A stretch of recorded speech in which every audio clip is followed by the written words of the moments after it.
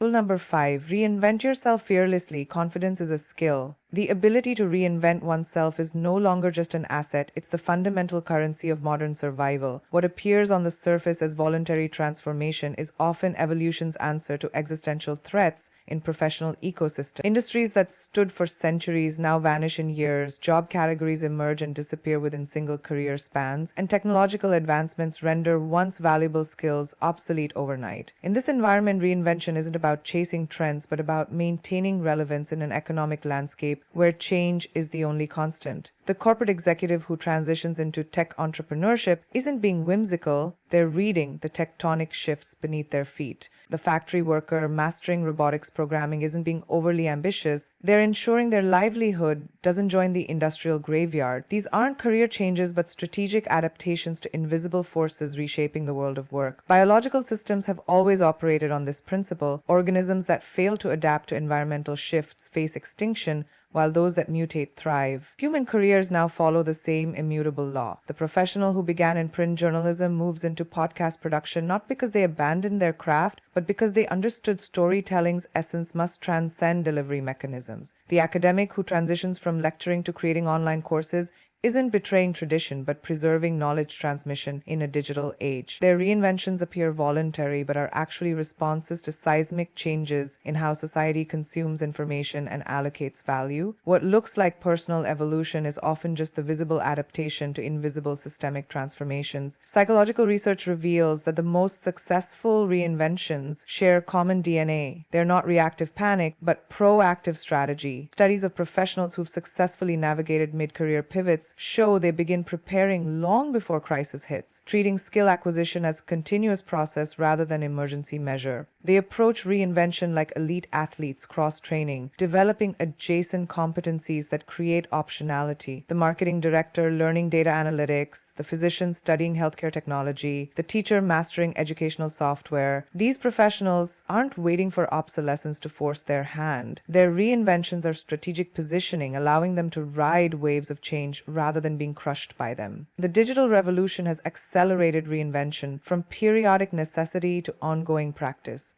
Where previous generations might have reinvented themselves once or twice in a career, today's professionals must adopt what military strategists call VUCA readiness: volatility, uncertainty, complexity, and ambiguity. Preparedness. This means maintaining what Silicon Valley calls permanent beta, a mindset where one is never finished versions but constantly iterating.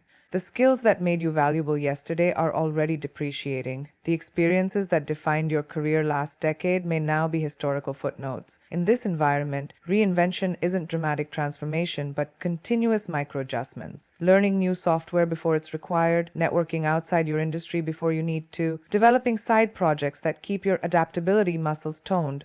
Economic data confirms reinvention's survival value. Workers who proactively acquire new skills before job disruptions earn 17 to 25% more over their careers, according to MIT research. Professionals with T-shaped competency profiles, deep expertise in one area plus broad adjacent skills, weather industry downturns far better than single-skill specialists. The most future-proof careers aren't in specific jobs, but in portable abilities: critical thinking, emotional intelligence, creative problem solving that transfer across reinventions. This explains why some professionals thrive through multiple industry upheavals, while equally talented peers become casualties. They understood reinvention wasn't elective but essential to professional longevity. Personal transformation mirrors this professional imperative.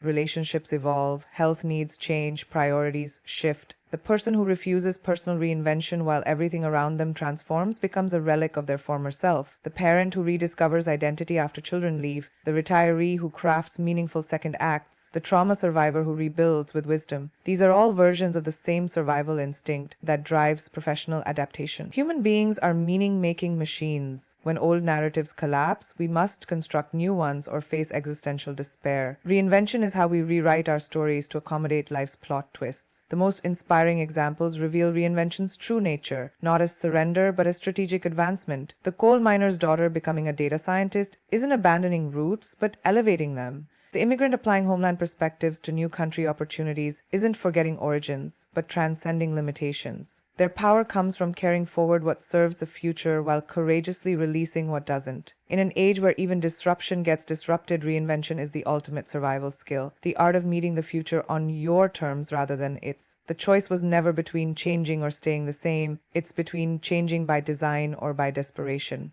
True confidence doesn't arrive as a birthright, it's forged in the fires of experience, built brick by brick through small acts of courage that accumulate into unshakable self-assurance. This fundamental truth shatters the myth that some people are simply born confident, while others languish in self-doubt. Neuroscience confirms that confidence operates like a neural pathway. The more we activate it through action, the stronger and more automatic it becomes. Every time you speak up in a meeting despite trembling hands, pitch an idea with a racing heart, or attempt something beyond your current abilities, you're not just accomplishing a task, you're physically rewiring your brain to associate discomfort with growth rather than threat. The seasoned public speaker who commands stages with ease wasn't gifted with calm nerves. They earned their poise through hundreds of nerve-wracking early performances, each one stretching their comfort zone until what once terrified them became second nature. This skill-building process follows predictable stages, mirroring athletic training. Initial attempts feel awkward and self-conscious, the equivalent of lifting mental weights that seem impossibly heavy. With consistent practice, what required conscious effort becomes automatic, the social equivalent of muscle memory. Research on behavioral activation demonstrates that action doesn't just follow confidence, it creates it. Each small victory, a successful client presentation, a difficult conversation navigated, a new skill mastered, deposits evidence in your psychological bank account, building the emotional capital to take bigger risks. The entrepreneur who now effortlessly networks at global conferences likely endured painful early rejections. The artist who boldly defends their creative vision probably first battled paralyzing self-criticism. Their confidence wasn't bestowed, it was painstakingly constructed through repeated action despite fear. The professional world's most admired leaders exemplify this principle. Close examination of their career trajectories reveals pivotal moments where they chose growth over comfort, saying yes to stretch assignments before feeling ready, volunteering for high-visibility projects while still inexperienced, embracing feedback that stung but ultimately strengthened their abilities. These defining decisions share a common thread. They prioritized action over assurance, understanding that confidence would follow experience rather than precede it. Military training embodies this philosophy. Recruits don't wait to feel brave before entering combat simulations. They develop courage by repeatedly performing courageous acts until their nervous systems recalibrate. Similarly, workplace confidence emerges from accumulated competence, the quiet certainty that comes from having successfully handled challenges before. Psychological studies reveal why faking confidence often leads to genuinely feeling it.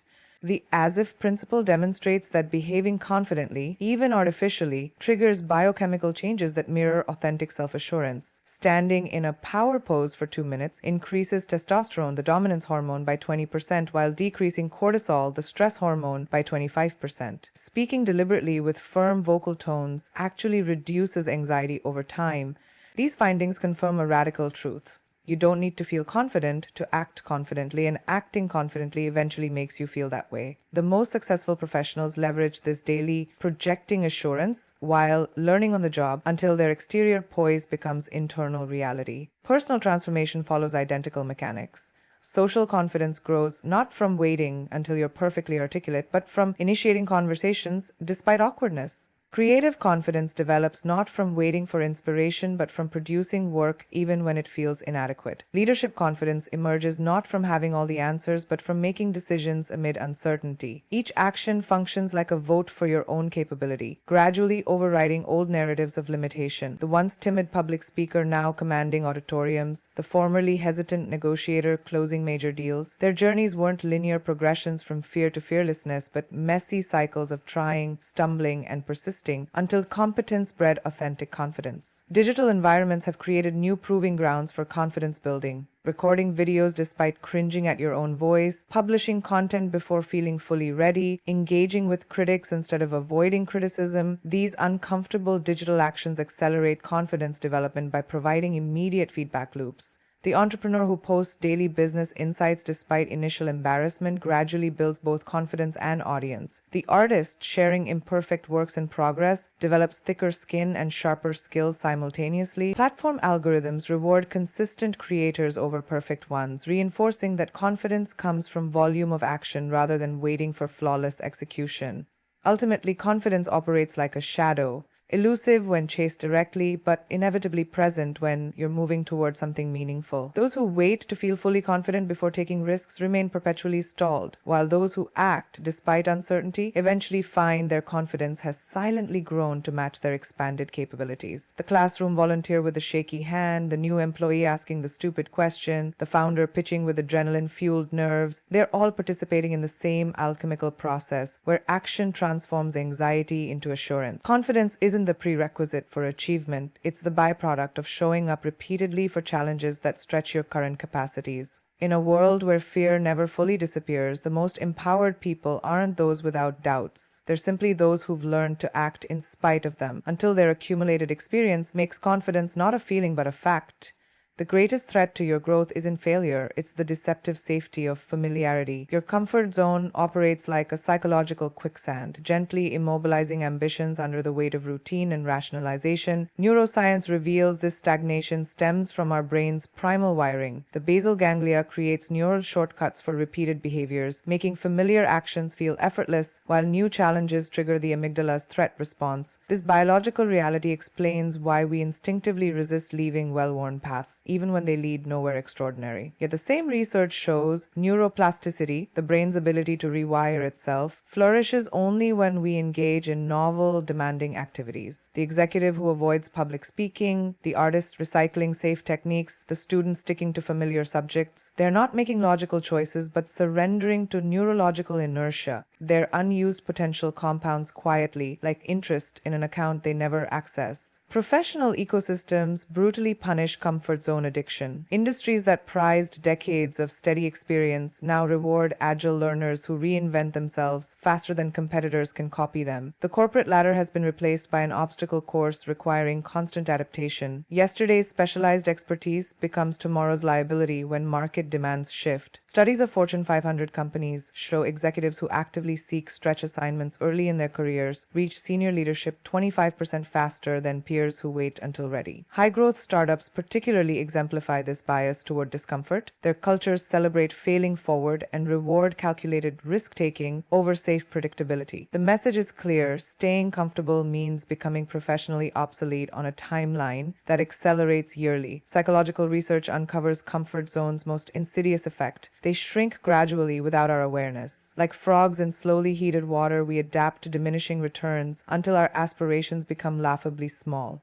The phenomenon of hedonic adaptation explains why initially challenging tasks eventually feel comfortable, but also why staying with them too long leads to stagnation. Successful individuals combat this by deliberately seeking what psychologists call optimal anxiety, the productive tension just beyond current abilities. The musician learning complex compositions, the programmer tackling unfamiliar languages, the manager leading cross-cultural teams. They've learned that growth lives at the edge of uncertainty. Their secret isn't fearless confidence but disciplined discomfort seeking. Personal development follows identical dynamics. Relationships deepen through vulnerable conversations that feel risky. Health improves when exercise regimens become inconveniently challenging. Financial freedom requires foregoing immediate pleasures for long-term gains. In each arena, the pattern holds: what expands your life exists just beyond what feels easy.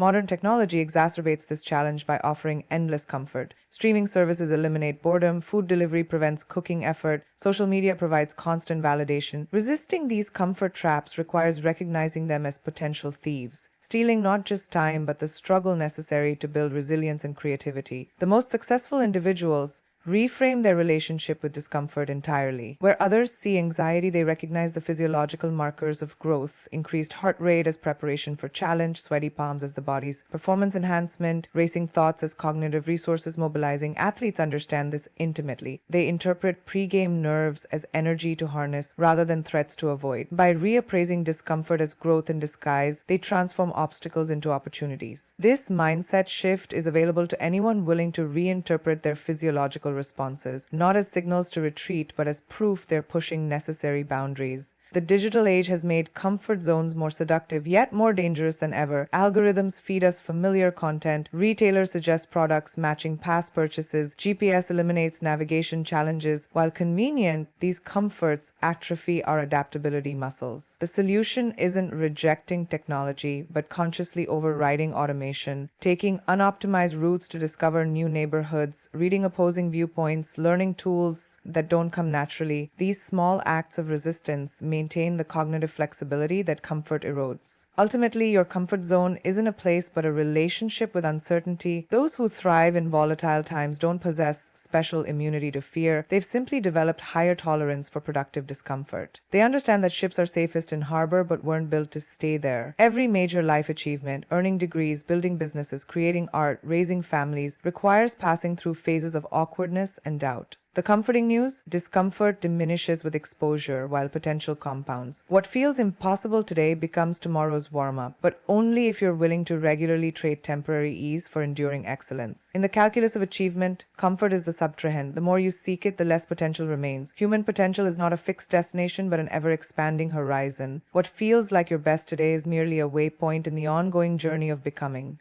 This radical truth separates those who plateau from those who continually transcend their own expectations. Neuroscience confirms our capacity for reinvention never disappears. Studies on neuroplasticity reveal the brain's ability to form new neural pathways remains active throughout life. The 60-year-old learning to code, the CEO mastering a new industry, the introvert transforming into a charismatic speaker, these aren't exceptions, but evidence of our limitless adaptability. Your current skills, perspectives, and accomplishments are not the ceiling of what's possible. They're the foundation for what's yet to be built. The version of you that exists today was unimaginable 5 years ago. The version 5 years from now remains beyond your current comprehension.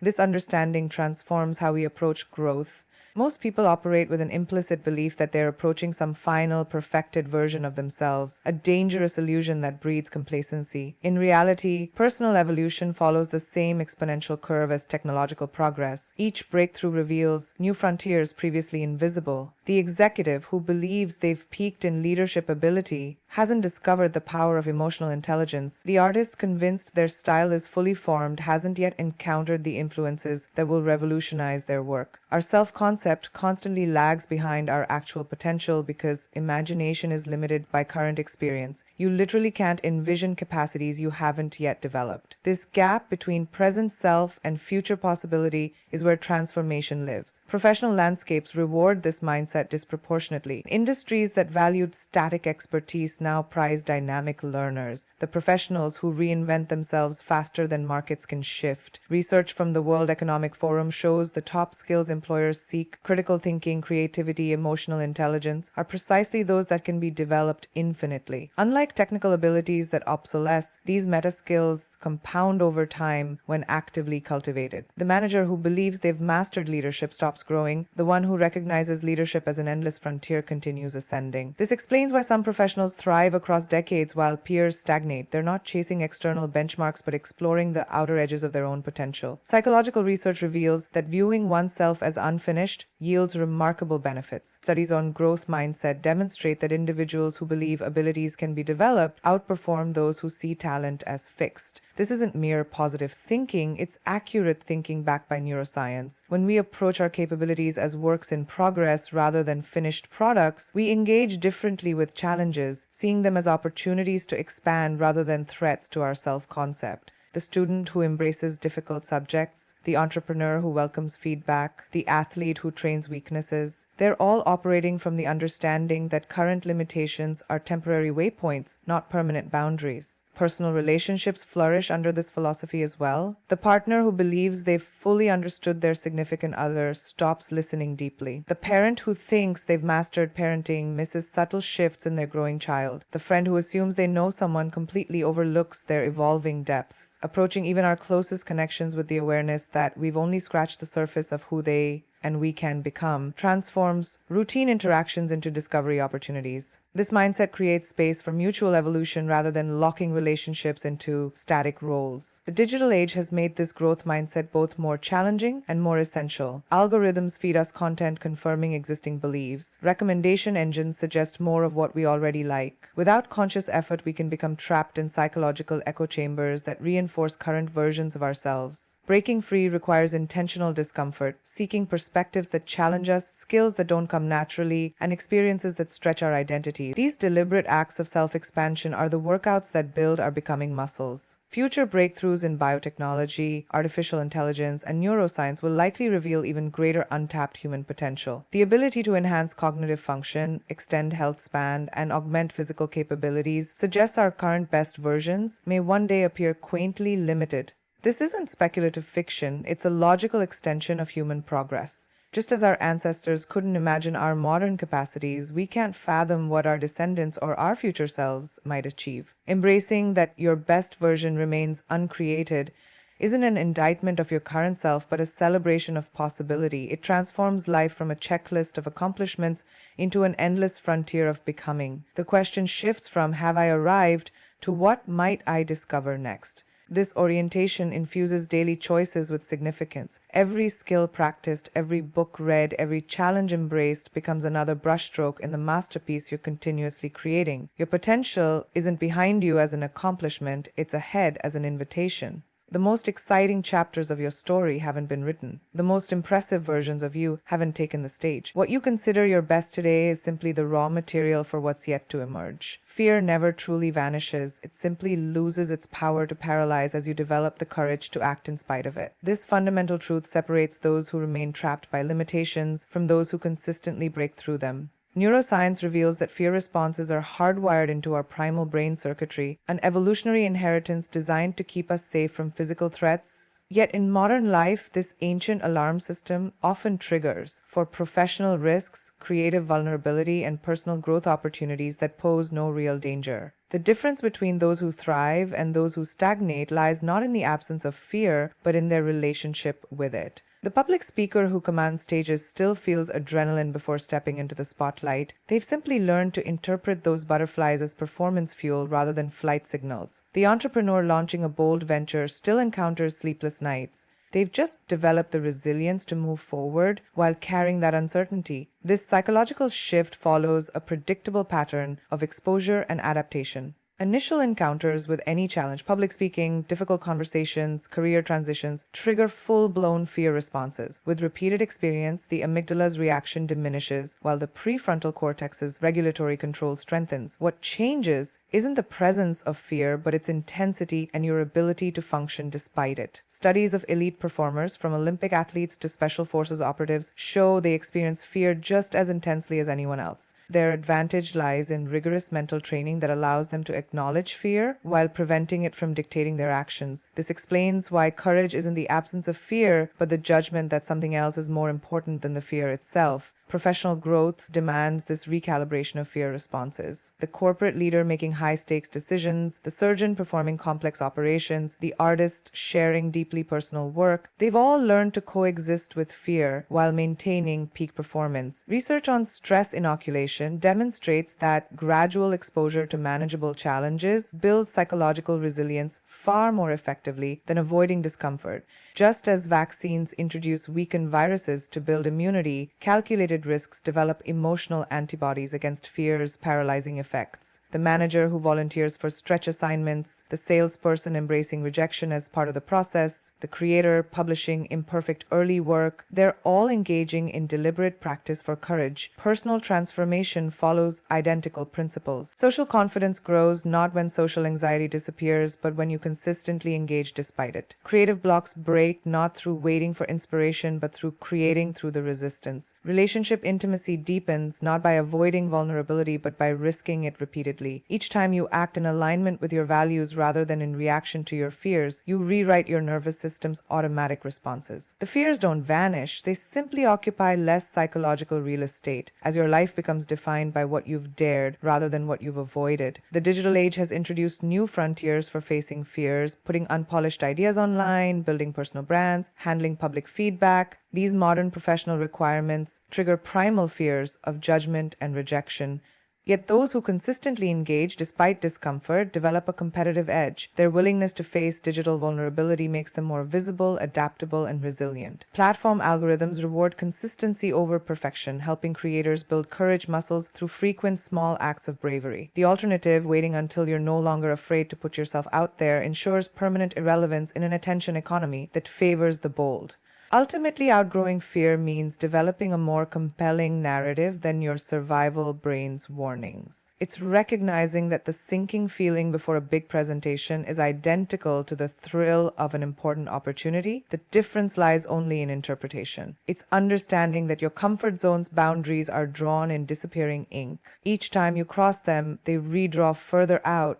The most empowered people aren't fearless. They're simply more committed to their growth than to their comfort. They've learned that fear is the price of admission for anything worthwhile, and that the more you pay it, the less it costs. What begins as white-knuckled courage becomes quiet confidence, not because the challenges get easier, but because you've proven to yourself repeatedly that you can handle them. The fears remain, but like old enemies turned sparring partners, they become the opposition that keeps you sharp rather than the prison that keeps you small. The modern world operates on a simple but brutal equation: evolve or expire. Industries that dominated for decades now vanish in years, skills with lifelong value become obsolete overnight, and entire professions disappear into the digital ether. This acceleration isn't temporary disruption.